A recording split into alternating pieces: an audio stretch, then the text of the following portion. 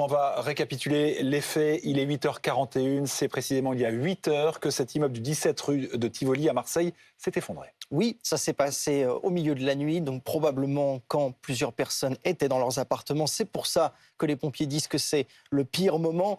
Les témoins ont décrit un bruit qu'on pourrait comparer à une bombe, une grande détonation. Et puis donc cet immeuble au 17 rue de Tivoli s'est effondré. 3 immeubles sont concernés. Le premier, le 17 rue de Tivoli, s'est effondré directement. Et puis il a emporté avec lui une partie de chaque immeuble à côté de lui, le 15 et le 19. Ça, c'était donc à minuit 40. Un peu plus tard, on l'a entendu en direct sur BFM TV, des bruits. C'est un autre effondrement, une partie du 15 rue de Tivoli qui s'est également effondrée. Alors, le nombre de personnes impliquées, évidemment, il est encore très difficile à savoir. On sait que 33 personnes sont impliquées dans cet effondrement, que 5 personnes sont en urgence relative. Mais vous l'avez dit, c'est l'incendie qui pose problème dans cette histoire. Cet incendie qui s'est déclaré sur les décombres du 17 rue de Tivoli et que les pompiers ne savent pas exactement comment appréhender. Est-ce qu'on lance de l'eau et on essaie d'éteindre cet incendie ou bien est-ce qu'on risque de noyer d'éventuelles personnes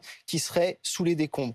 La cause de cet effondrement, les pompiers suspectent une explosion. Le maire Benoît Payan a expliqué que c'était pour l'instant l'hypothèse privilégiée, mais pour l'instant, c'est très difficile à savoir parce qu'encore une fois, c'est le sauvetage qui est absolument prioritaire à l'heure où on parle.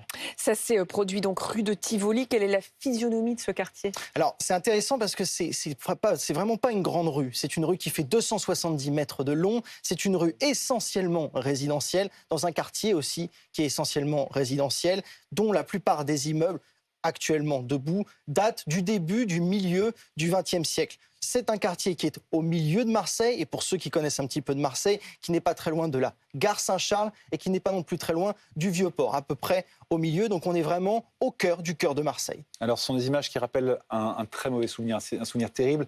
Évidemment, l'effondrement de la rue d'Aubagne où 2 immeubles s'étaient écroulés, 8 personnes étaient mortes. Est-ce que, dans quelle mesure on peut comparer à la fois les circonstances et les quartiers où ça s'est produit? Les circonstances, encore une fois, c'est trop tôt pour le dire. Et en plus, l'hypothèse qui est retenue, pour l'instant en tout cas, n'est pas du tout une hypothèse sur la vétusté de l'immeuble, contrairement à la situation que vous décrivez de 2018 dans la rue d'Aubagne.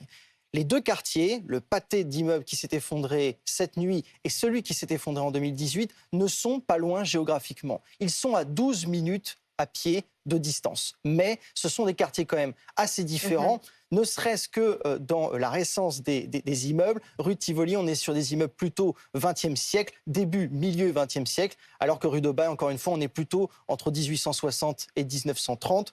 La mairie elle-même assure qu'on n'est pas dans la situation de la rue d'Aubagne. Ces immeubles, en grande majorité, étaient en bon état. C'est en tout cas ce que dit le maire socialiste de la ville. Il parle de bâtiments marseillais classiques, dits à 3 volets. Vous savez, cette technique d'ouverture typiquement. Et puis, sur 4 étages, vraiment des immeubles classiques et relativement en bon état. On n'est pas dans la même situation que la rue d'Aubagne, c'est ce que dit la mairie de Marseille.